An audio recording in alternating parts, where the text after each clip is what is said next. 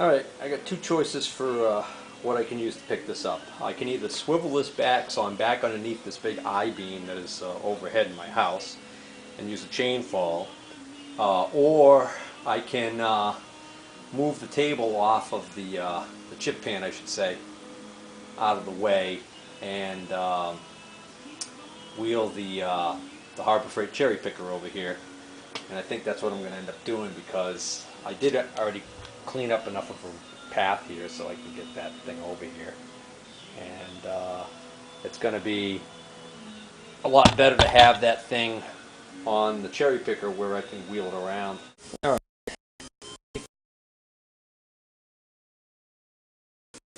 Basically, jockeying this thing around chip pan.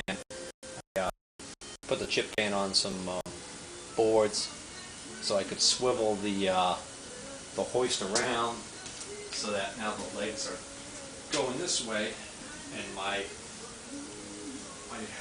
goal is to slide this chip pan up onto the SIP drill press base, have it center of gravity.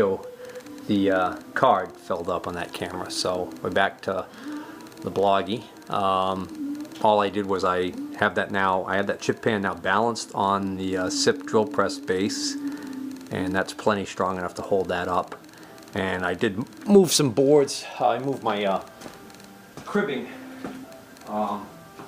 underneath here, although it's not really doing anything at this point. So I should be able to lower this down now. There we go. Now I just don't want to bump that chip pan on the back of this out. Piece of cake.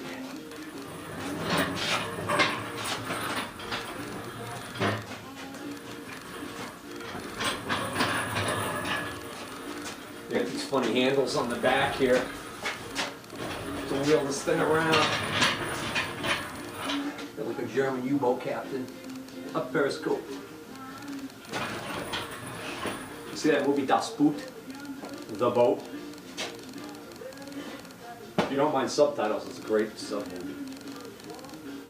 Before I wheel that thing over here and get it completely in my way, I should think about how I'm going to attach to this. I'd like to lift from more than one point.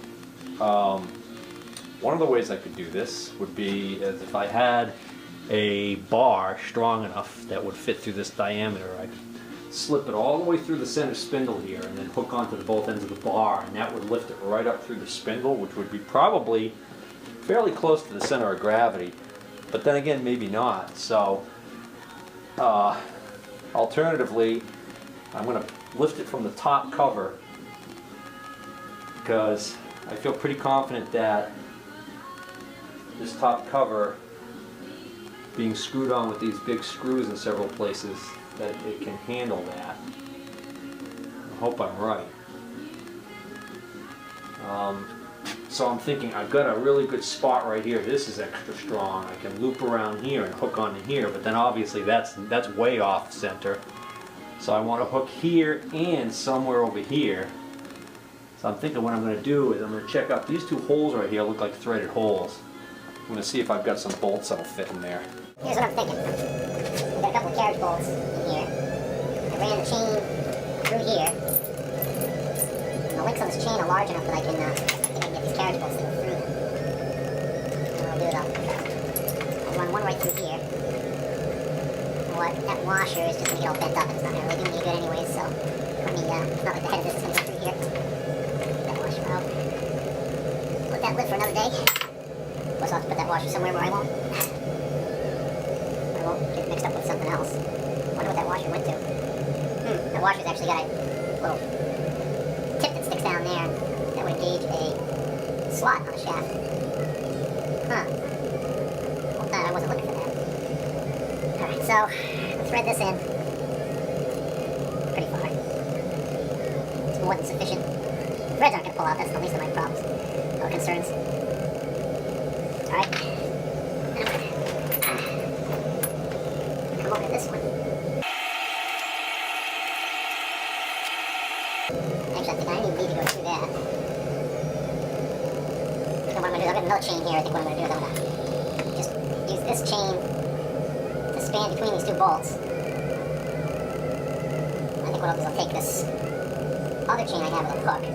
But right now, if I loop this through here and come back over, I'm really going to be just putting all the force on this, and all this is going to be doing nothing. I want to split the load between these two bolts. I want to pick up here. So, to do that, well, wait a minute now, maybe I can, if I loop this right here, I'll put a bolt through here. If I hook on this with this, I loop this through here, and better. Anybody have any opinions? Alright, so, that's my setup right there, I'm thinking. What's the weak point in this setup, this bolt? Well, let's get a feel for how heavy this is. I'll hook it up and see what happens. My boom's not long enough to reach over here. What I gotta do is see if I move all of this stuff out of the way.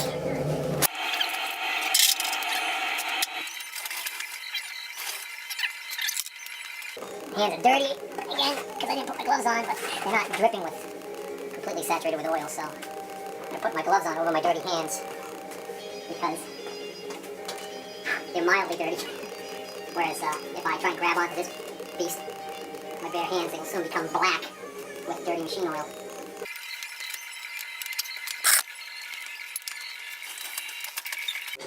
The legs don't spread wide enough to allow me to get this boom right over where I want it to be, and it doesn't extend any further than that. So, I'm trying to think of what would happen if I tried lifting it right now. As soon as it wants to come off there, it's going to want to come and swing back this way. I don't really like the idea of that. I'm thinking what I'm going to do is get some cribbing underneath this broken with the broken legs missing over here, and maybe jack this thing up and move that rolling cart thing there that I got under there out of there, or at least move it down that way more. Because right now, if I did, let's say I just actually thought about doing this. Temptation, of course, is to just lift this right now like that.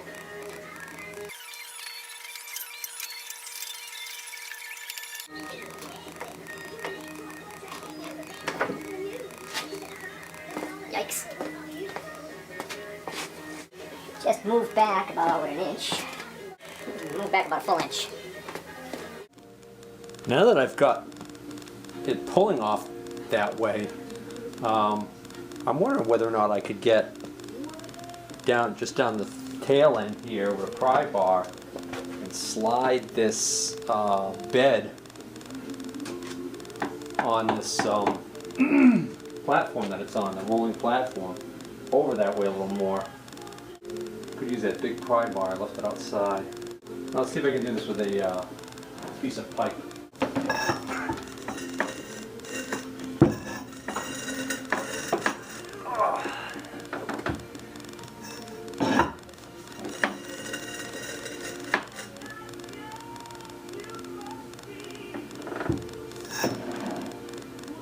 That didn't work. We're not dead yet.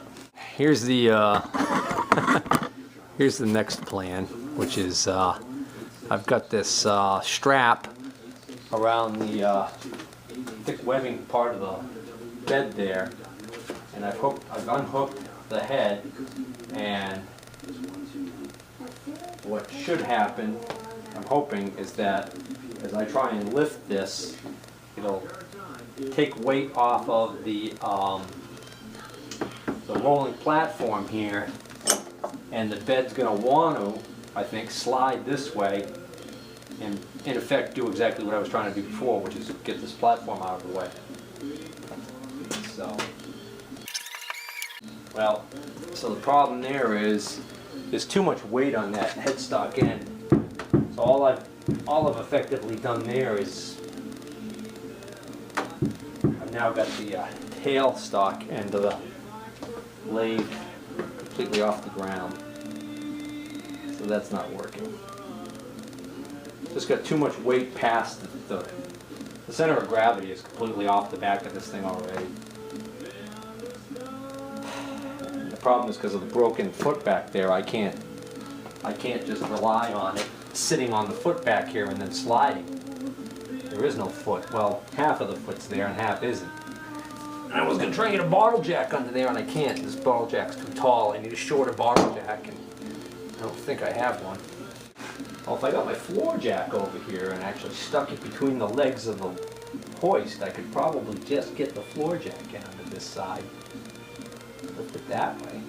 Maybe that's what I've got to do. Got the floor jack in here.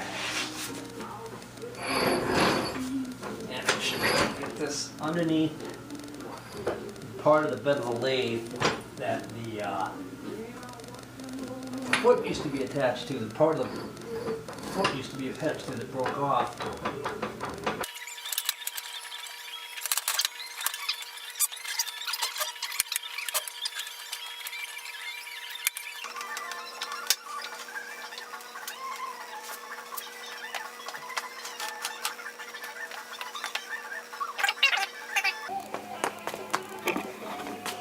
I think I've got it far enough over now so that it's going to be pulling almost straight up on the headstock.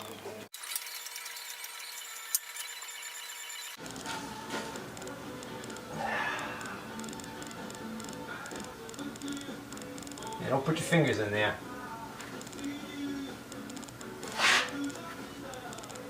Trying to see if there's some kind of linkage or anything that I got to worry about. Can't see anything in there.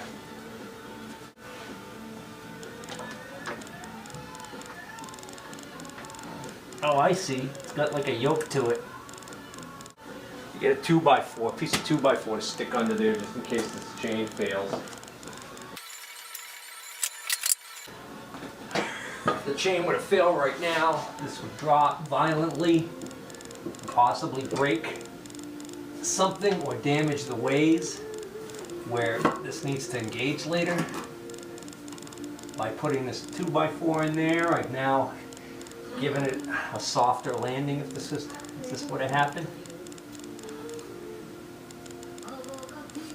I also want to get a flashlight and see what's going on here, how this linkage is working, because I see a clutch, almost like a shifting dog, and I don't quite understand why that just came off. Ah, alright, this must be spring loaded. Probably shouldn't have stuck my fingers in there. Well, I did have the 2x4 in there, but... Huh. Wonder how how the heck I'm going to get that to line back up when I'm putting it back together. That's probably what... I'd been warned by somebody who had taken one of these headstocks off that there was a... something that was tricky. And I'm seeing now... I think I know what they're talking about. It's not... What it is, what I'm looking at, you can't see, is, well, let me get the camera off the tripod and show you.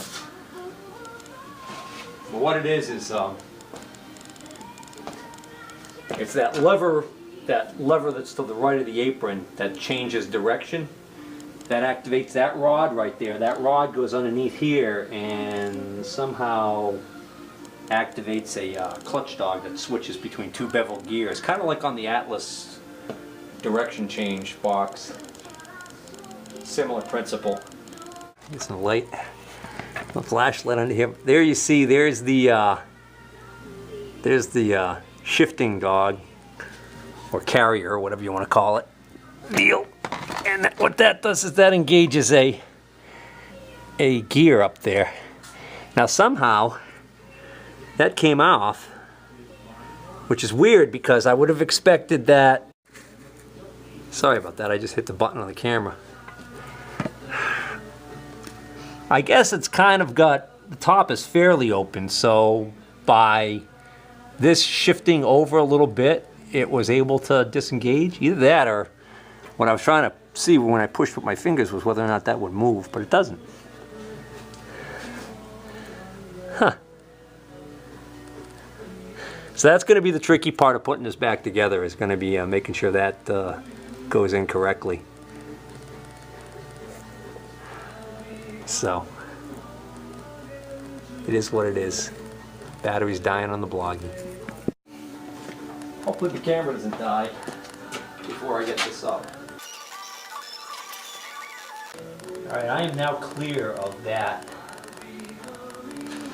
Clear of that unit. I'm going to grab another 2x because I am now 3 inches high off of the bed. That much, not quite. Now at least put the skinny board in there. That's something else in there. It's listing to one side, so that's why I'm kind of not quite where I thought I was going to be. I should be able to drive this out this way now if I get. What do I want to? Oh, I'm going to want to take this out. At the very least, move it back.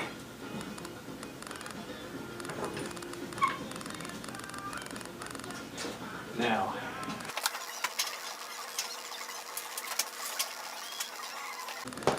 Doesn't want to move like I hoped it would. I don't like it when it swings.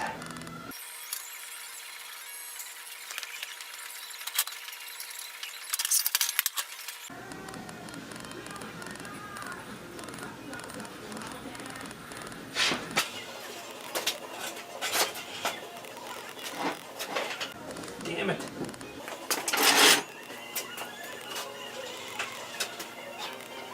At least I'm clear. Now I don't have to worry about it dropping and shearing off all of these shafts and smashing gears.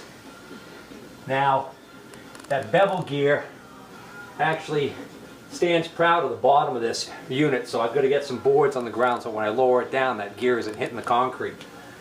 You guys still with me? Yep. Alright. Camera hasn't died yet.